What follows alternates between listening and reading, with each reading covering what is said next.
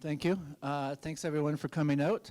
I'm going to introduce our panelists, and then they're going to talk each for a couple minutes, and then we'll have a time to open it up for questions and discussion.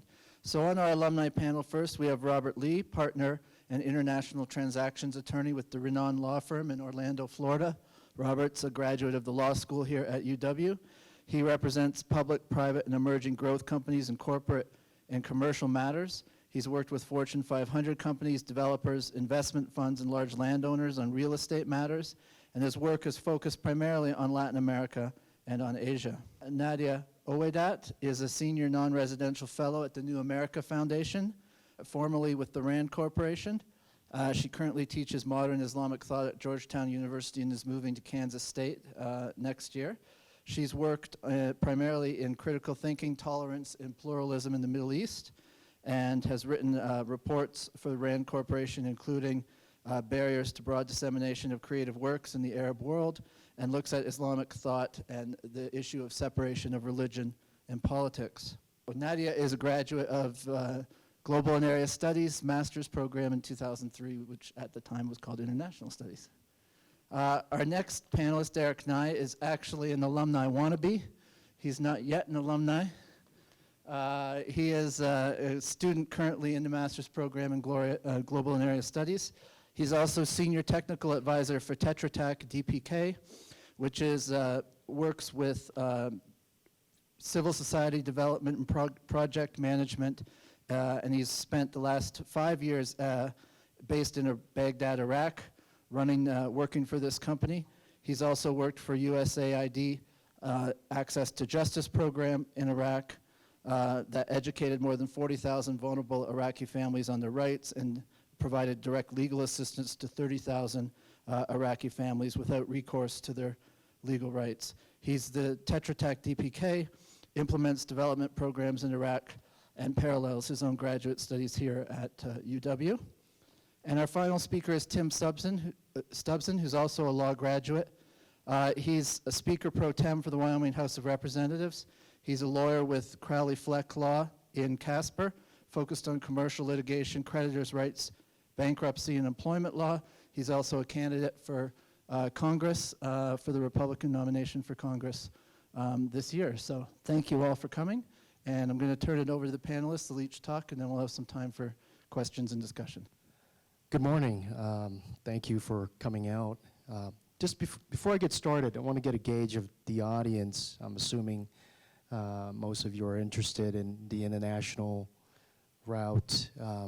So how many of you are interested in more so the business for-profit sector in terms of international, just by a raise of hands? Okay. And how many are you interested in the public sector and the international route? Okay. And the law? Okay.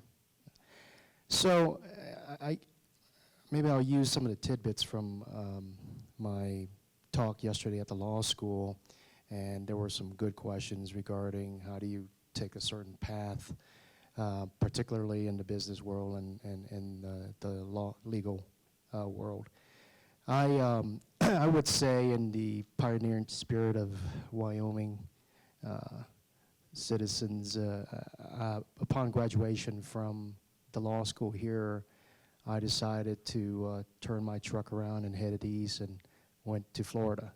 I had grown up in Florida, so I had every intention of staying out here when I attended the law school, but at the time, Florida's economy was booming, so it made sense to go back for a few years. So as I was saying, 20 years later, I'm still there.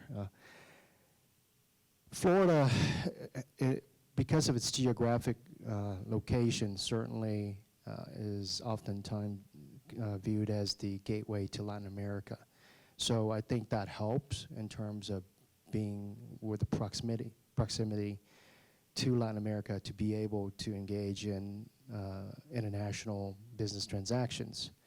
But of course, I think my particular focus the last 15 years has more so been in Asia, South Korea, Japan, China, Singapore, Southeast Asia. And what I would pass on to you is if there is an interest in international law and in the international area, try to identify certain skill sets that you have that would differentiate you from others.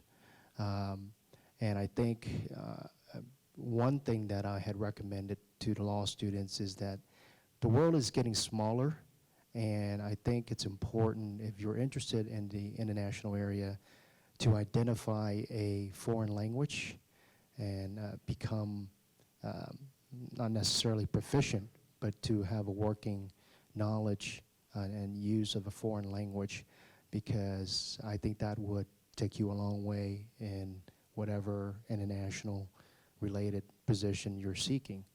The second thing I would offer is, again, going back to the concept of trying to differentiate yourself on your resume. I think it's important to find what you like, and even in your background, some of you may have had prior business experience or so forth before enrolling in University of Wyoming. I think you need to identify that special skill set, or more importantly, maybe via internship, to have done something that most of your other peers would not have been able to do, and have that on your resume. Because during the interview process, especially if it's relating to an international position, they're looking for, have you lived abroad? Have you had an internship with an international organization or an NGO, perhaps? Do you have certain foreign language capabilities? I think those two items are fairly important, and because of my background and my language skills, I think I was able to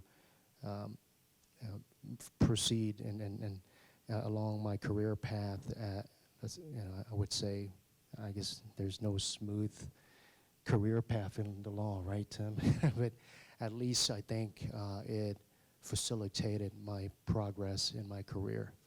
So with that, I'll leave and pass the mic on, but certainly I'm sure you'll have some questions later. Thank you all for waking up so bright and early. Appreciate you being here, and it's really an honor to be back in Wyoming at my university that has given me so much. As an immigrant from Jordan, when I arrived here, there was not much diversity. So the university has come a long ways in the last decade. It's really impressive. So first of all, I want you to know that as people who went to Wyoming, you will have a conversation starter for the rest of your life. So coming from Jordan and going to Oxford, when I mentioned also that I went via Wyoming, I mean, forget about Oxford or Jordan or Wyoming. Wow, what was that like? So it takes the light every time. So, one of having studied in 3 different continents and having had the privilege of, again, coming to school here, but also experiencing one of the top universities in the world at Oxford, where we had a president, vice president, a minister almost every single day, I can tell you that you are getting, honestly, the same level of academics in Wyoming that you would at Oxford. In fact, the amount of time that you can get face-to-face with your professor, there is no value that you can put on this interaction. And this is something that Wyoming offers, and I really appreciate it. Again, I really have a perspective, and this is something I hope you take advantage of being here. So if I am to give you one advice on how to, I am successful in some measure, definitely as the most educated woman in my tribe, which is 1 million member from Jordan. But if I can give you one advice that has helped me all my life and that has made the most enormous difference over and over, it's to really identify great mentors. And actually, my first and one of my greatest mentors is right here, Professor Marian Camp. Yes, so mentors can make all the difference in your life. It matters as much as your hard work. You can work as hard as you want, but if you don't have people who believe in you, who can open doors to you, it can make your life much harder. By contrast, if you identify good mentors and also become good disciples to your mentors, it's really important. So mentors are people who are ahead of you in the career path, whose network is much more expansive than yours. And you have to develop an eye. Some people, I worked in DC for a long time, and a lot of people would be more than happy to be kind to me and take all my work and put their name on it, and nobody will ever know who I am. These are not good mentors, even if they were kind to you rhetorically. Good mentors are ones who are loyal to you like you are to them. It's a two-way street. You need to honor your mentors. But good mentors offer you opportunities, like Professor Camp helped me go to my first conference ever at the University of Chicago, and so many other opportunities. I wouldn't be here without her. So this is the one advice that I urge you to follow. It's invest in people. People make all the difference, and good people matter. That's it. Thank you. Just to follow on Robert's questions, one more question I'd like to ask is, how many of you are from Wyoming? So I'm from Wyoming too. I graduated Central High School in Cheyenne in 1995, and I was out of here. I couldn't leave the state fast enough.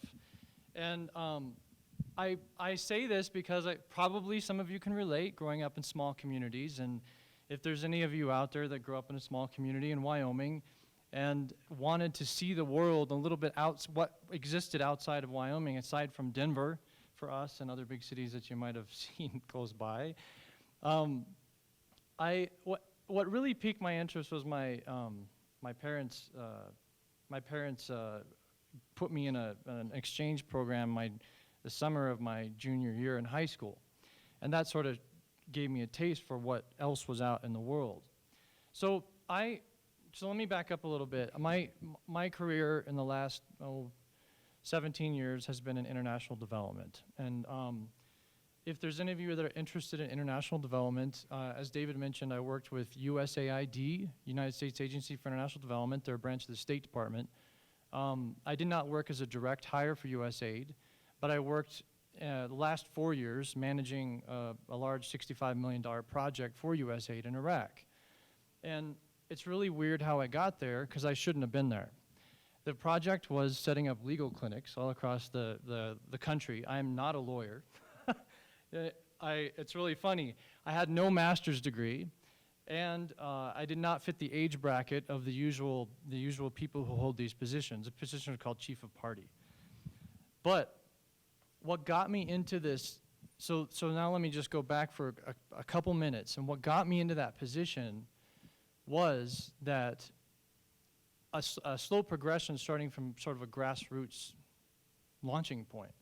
So I was interested in seeing the world. I went to Ohio, of all places, and got my undergraduate, and then had a spiritual experience there. And so my first desire to do international work was spurred through international missions through the Baptist Church, which put me in Jordan. And which actually I was studying Arabic, and Nadia, I found out, was teaching Arabic at the same time, but we weren't at the same place in Jordan. So I got there, and when I looked back right now from where I'm standing right now, and I look back and what got me into the position that I was in, that I shouldn't have been in, that was way over my head and did a pretty okay job at, was that I cared. And I want to impart that to you, if there's anything I can give to you, that if you really want to succeed in international development, and probably anything you want to do, you need to care. But particularly if you want to work in international development, you need to care about people.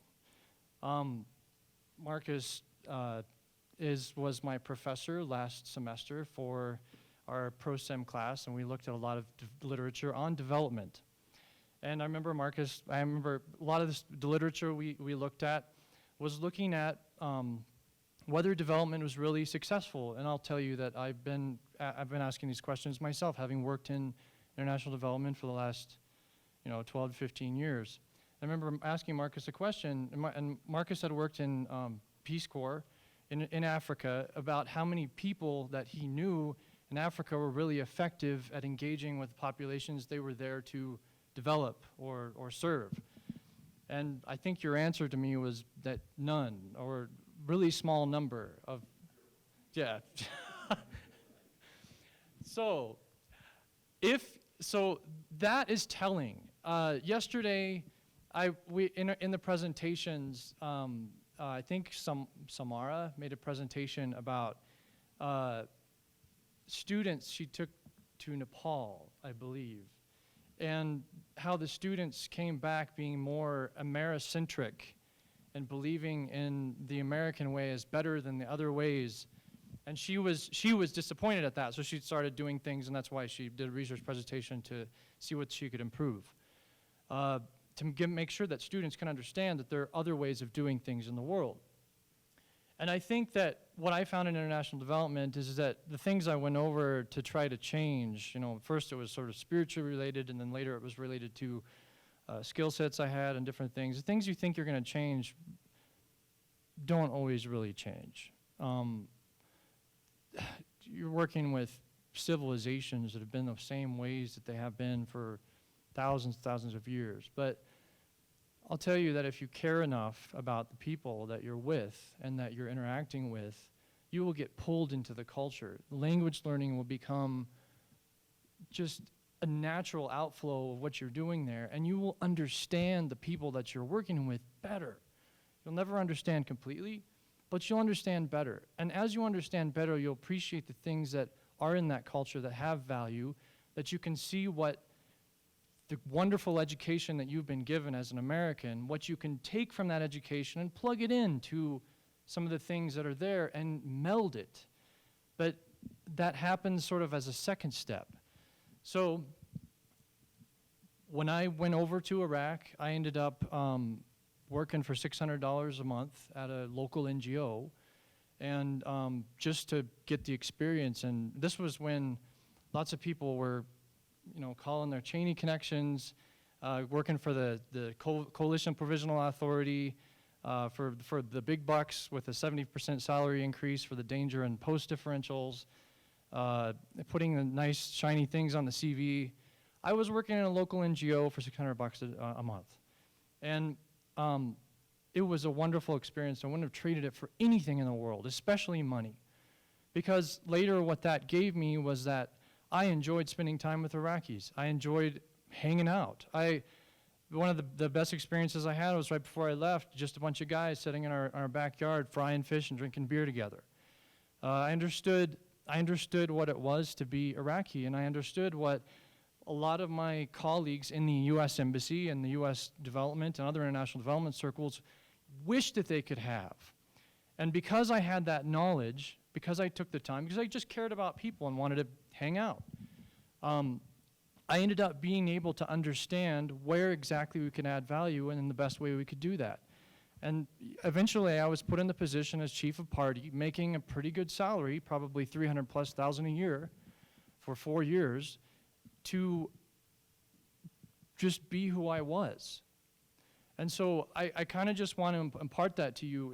If you just care about people and you have the opportunity in your life when you're not married, you don't have to provide for anyone, like a lot of us Americans are blessed with, this independence that our culture raises us with, go out there, figure it out, use that part of time in your life, and eventually you'll fall into something that eventually lucratively makes sense, but also is rewarding personally and actually adds some value. Strive to be the one person that Marcus will meet someday, or that someone will meet someday that will inspire others, that you have actually connected with that culture and can make a difference. And you end up running a legal project with no legal background, being in a position when you're 30 that you should have been 45 to run, making substantial salary that you never thought you would have the opportunity to make. I mean, whatever motivates you, it is, just make sure that the primary motivation, if you want to work in international development, is caring about people. Thank you. My story is almost the other side of the coin of Eric's, and that is, how do you keep your fingers in international issues and stay in Wyoming? Because that's really the path that I took. I came to UW in 1989 and started studying here, and we were kind of flashing back. Back then, you had to actually come up to this room and stand in line to register. You could not register online. You had to actually show up in person and do it. But and I received my degree in international studies. I focused on, you had to pick an area of concentration at that time, and my area of concentration was economics, and I also took a lot of international business classes. And I got done, and I spent about a year working in the Wyoming governor's office after I got done with school. And I realized, you know, I love this state. I love living here. I want to make my career here. Now what do I do? You know, I've got this international studies degree. And the reason I decided to, you know, choose that line of study was because I loved the issues, and they were so interesting. And the totality of my international experience when I came to UW, I grew up in Wyoming, in Casper and Cody and in Thermopolis, and really a 2-day trip to Winnipeg was the entirety of my international exposure when I came here. But just that, you know, how international systems, whether they be economic or political or cultural, how they work together, always fascinated me. And so I thought really at that point that I was leaving any chance I had to be involved in international issues behind me. And I went to UW's law school. I got my law degree, and I started practicing in Casper in a civil practice on you know, issues like construction and those sorts of things. And like I said, I thought maybe that that was just going to be the cost of me living in Wyoming, is that I would have to set that passion aside. And really, through luck and happenstance, I've found that that is not the case. About 9 years ago, I was elected as a member of the Wyoming House of Representatives. And I did not understand fully at that time, but what I've come to realize over the last 9 years is that opened amazing doors for me in dealing with international issues that are right on our front step, which are everywhere. And as you look across the state of Wyoming and you look across our economy, so much of it is intricately intertwined to world trade, world markets, whether it be the beef industry, whether it be the sugar industry. I was up talking to some guys at the sugar plant in Worland, guys that are involved on a national level on sugar policy, who were complaining about Mexico dumping sugar into our market and a WTO case against Mexico.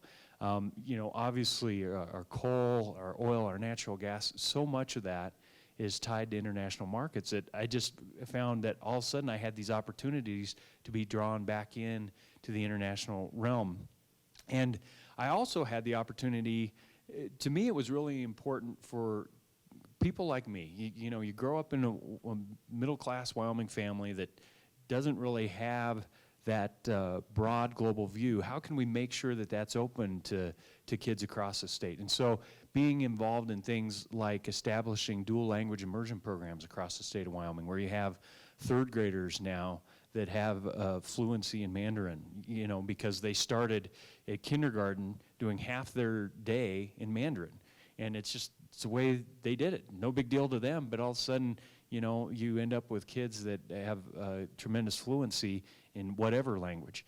It also involved trying to focus our state's work on international issues. As we bring delegations in, making sure that we get them to see who they need to see and talk to who they need to talk to, and understand what we have to offer as the state of Wyoming. And so I've had the chance to do really amazing things.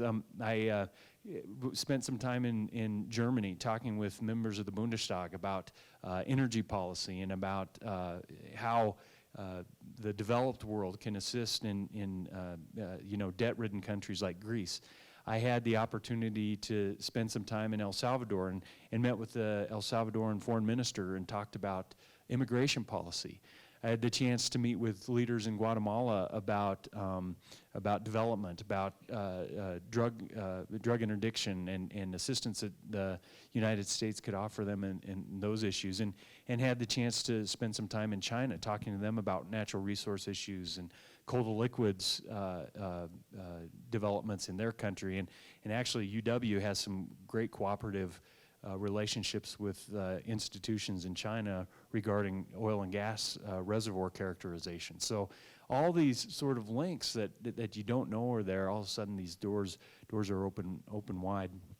And so now as Dave mentioned, I'm running for the congressional seat, which you can imagine would open an entirely new world of opportunities to deal both with how our nation and our state relates to the world at large. And so I just think, you know, even more and more, it's sort of cliche, but it's the truth that we are so integrated with the world at large that you know, it's almost, if you have an interest in global affairs, if you have an interest in international trade, whatever it may be, you can stay in Wyoming. You can make your career here, and you can be integrally involved in those issues if you want to be. So. Thank you. So we'll now open it up for questions to any or all of the panelists. So just raise your hand and I'll run over with the mic.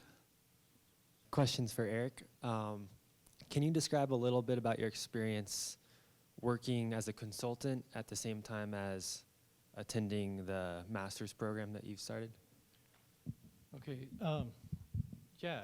So the consultant piece of this is that as our project closed out, it came to its contractual end, and we had done some work to try to get follow-on grants with other U.S. agencies. And so one of the things I was proud to be able to do was basically set up a team of Iraqi development professionals that ended up leading a follow-on project to continue the same work, basically providing legal services to the 2+ million people that are displaced in Iraq to try to get them assistance to access their benefits.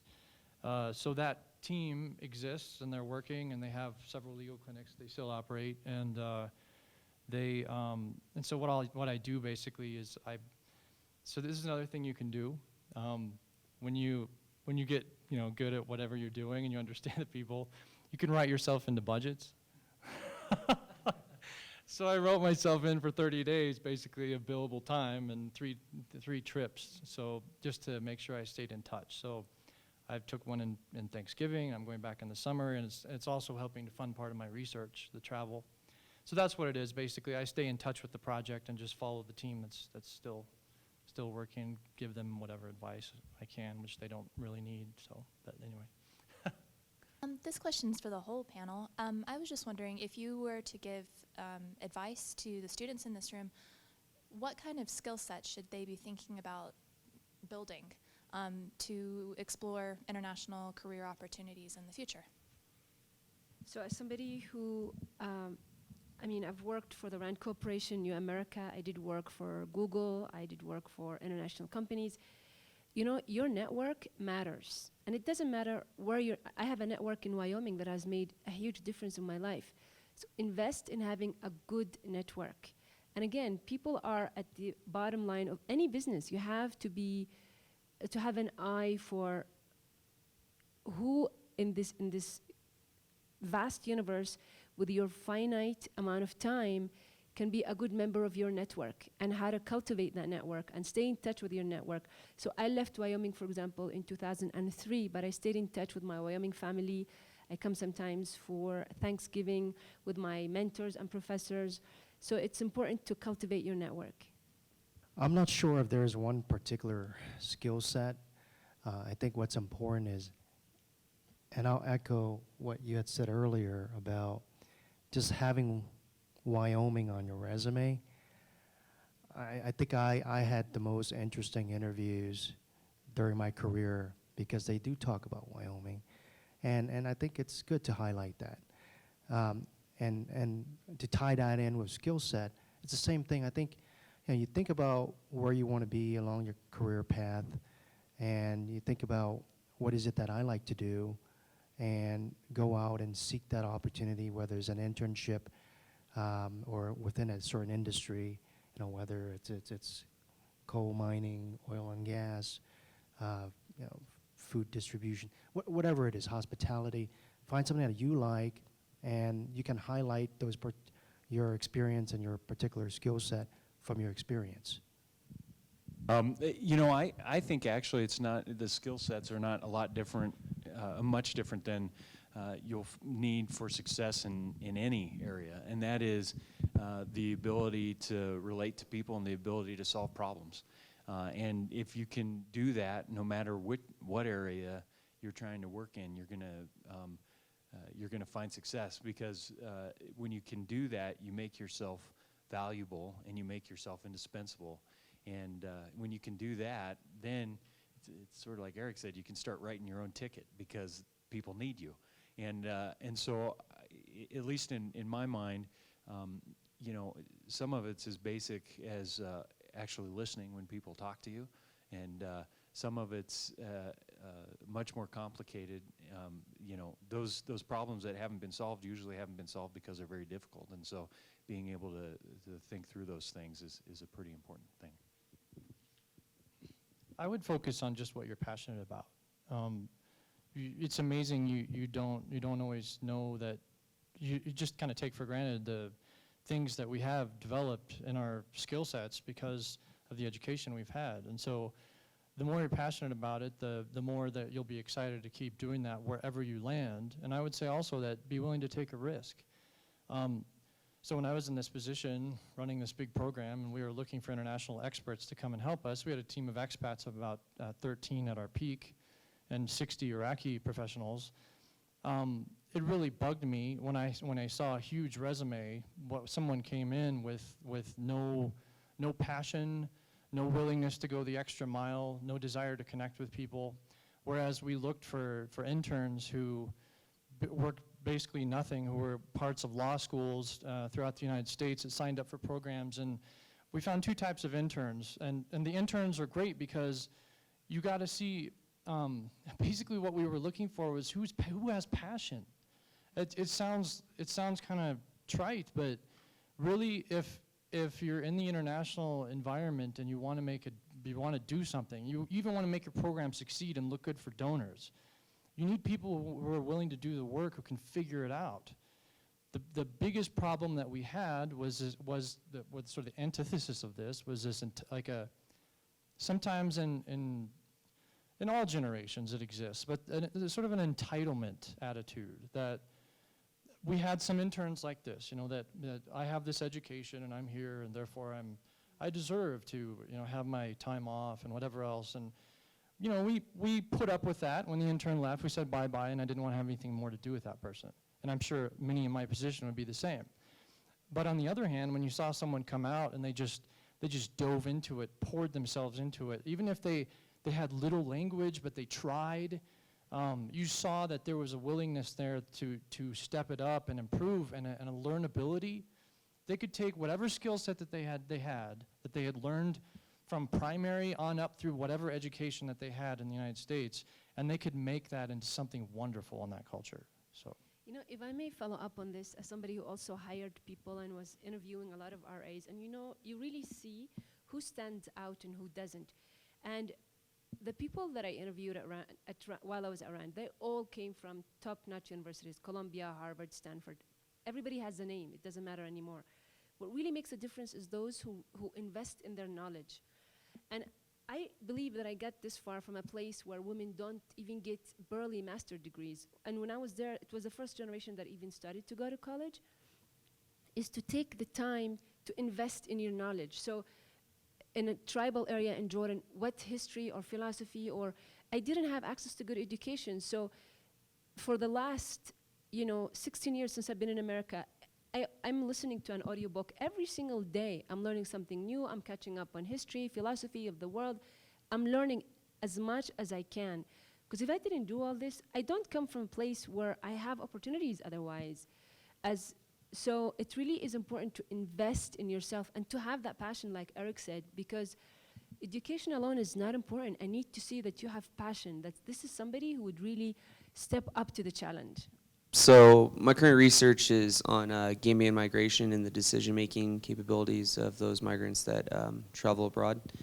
And I guess this question is for you, Tim, but I would love to hear everyone's opinion on this. So as we all know, in Wyoming currently, there's no refugee resettlement of any kind. And I think it's the only state in the country that doesn't have one. And I was just wondering what we would need to do to change that, or if, since you obviously work with state governments, you might have a better idea of what steps are being made to get refugees here, or give them another place to live potentially. That's a great question. And actually, we just finished our legislative session in the beginning of this month, and that was one of the issues we talked about.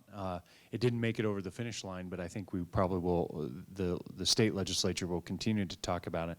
And one of the, there's been a real fear around the state of that if you establish a refugee resettlement program, that it means, we're going to bring in undercover ISIS agents or whatever may be the case. And so I think, and the bill that was proposed this year really looked at having a broader conversation around the state about what a refugee resettlement program would look like, making sure that both the public and the legislature had input into that. The governor could move forward really unilaterally and do that if he wanted to. I think he has concerns about doing that, and I think he recognizes, rightfully so, that there needs to be some broader buy-in, both from the legislature and from people across the state of Wyoming, to understand what that program would look like. But it's not like we don't have refugees in the state right now. It's just we don't have a program to make sure that their needs are met and that they're integrated into the state. And so that conversation will continue. I think it makes sense for Wyoming to move forward with something. And I think we probably will, but it's going to take a little bit of time and education to get that done. Thank you. I'm wondering if we can flesh out the idea of the importance of networking in these kinds of careers that you're in, especially for students who might be interested, because I believe it was just about only Nadia who really said it's super important.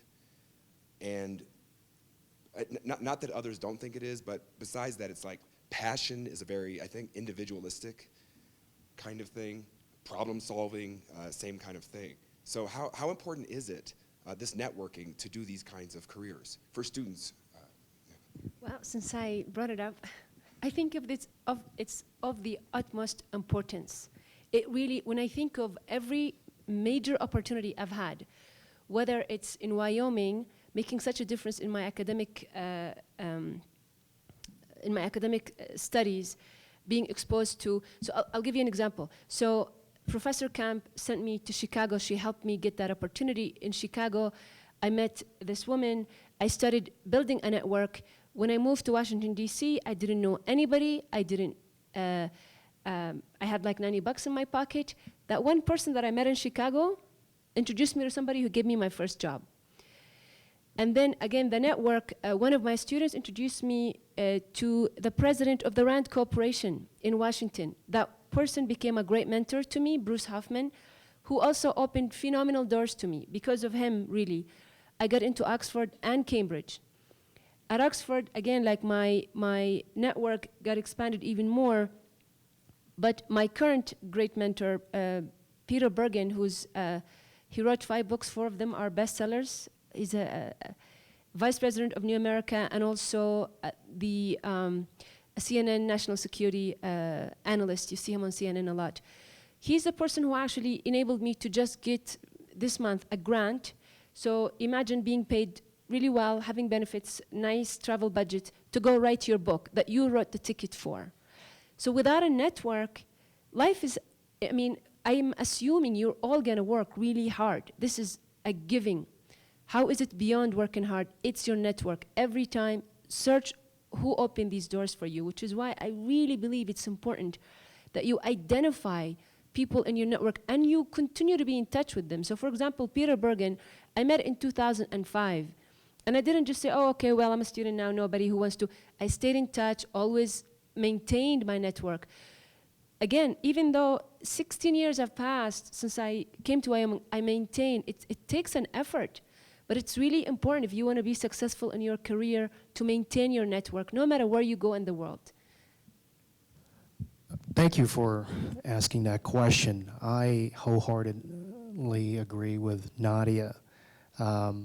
Networking is essential, and I think in the international arena, to a point, it's critical to have an extensive network.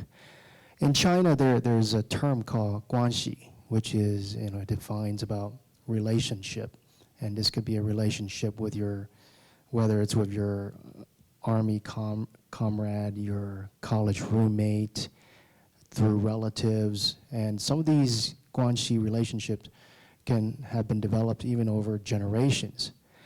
I can tell you, particular to my legal career, my network has been very important to my progress in my career.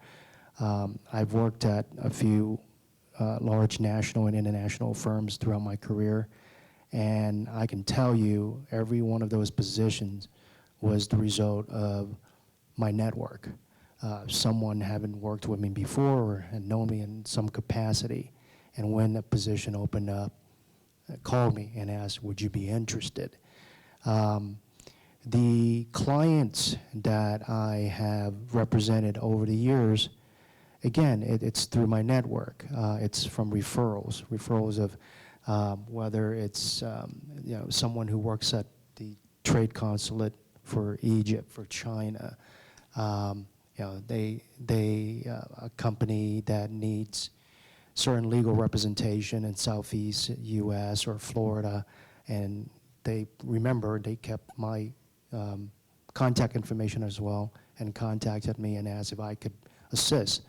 There's I'm sure you're aware, LinkedIn network app, right, or whatever you want to call that. It's a professional version of Facebook, I guess. And that's been I found that very useful and successful as well in my career, because you're able to connect through first, second, third generation contacts, and from time to time that helps in terms of being able to connect you to the right person or in the right country or city. If I may just add one more thing. When I talk about a network and cultivating and maintaining this network, it's not just with people who are your boss and who are important. It is just as important that you have a diverse network. So my secretary from RAND is one of my great members of my network. I left RAND as full-time job in 2008. He sends me a thank you note or a happy Thanksgiving every holiday, and I do the same. I'm in touch with one of his daughters. He's my secretary, but it's important that you have diverse network. That, Bruce Hoffman, who's one of my greatest role models, the janitor missed him when he left RAND, the janitor. So it's important that you have diverse network and not just the people on the top, because that's not a good network. So diverse networks, on that point, how many of you are interested in international development? How many of you are interested in international development and post-conflict, conflict? All right. So your network is not only your way to succeed in your business and your enterprise, it is also your way to survive. So I learned this sort of gradually, and probably the peaking point was when my boss was kidnapped in 2006. And I became I was a token American member of an Iraqi negotiating team trying to get my boss out of captivity. Captured by some militia that wanted money, basically. Fortunately, he was Iraqi and of the right religious affiliation. He didn't end up with an orange suit sold to someone who was making a big publicity stunt out of it. But I remember how frustrating it was in that situation to not know anyone to call. And so after that event, and I was stuck dealing with the FBI, and the usual American way of doing things is, whatever we do here, which doesn't really work there.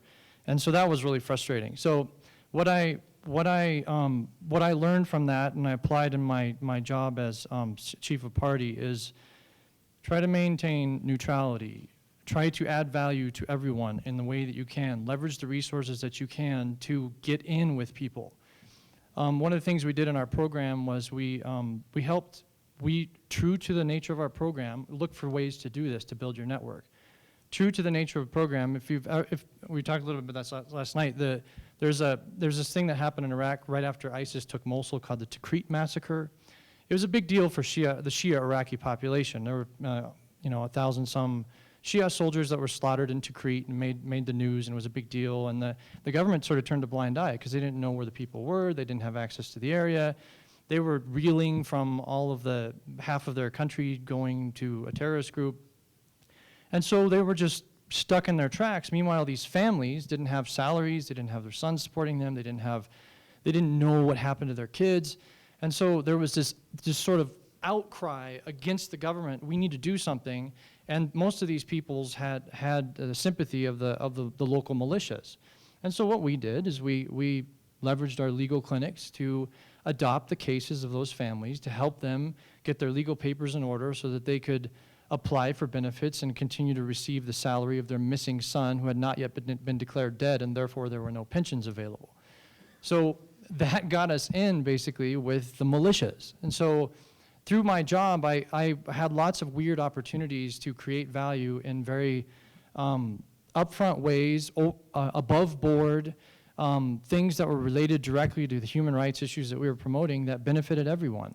So leverage those and make those connections, because someday not only will your program depend on it, not only will your career ascension depend upon it, your life may depend on it. So I shared this with our class one time last semester. I have this big map of sort of every different interest group and power broker that I know in Iraq that may be involved in whatever or not. And I always have someone there that I can reach, either through one degree or know directly, that if anything happens to me, this is what my loved ones know, my wife and others, the path they know to follow if there's anything happens. Because depending on the FBI in Iraq, unfortunately, it doesn't really always work out the best. Okay, I think we've come to an end of this session. Thank you all for coming. Thank the panelists for their thoughts.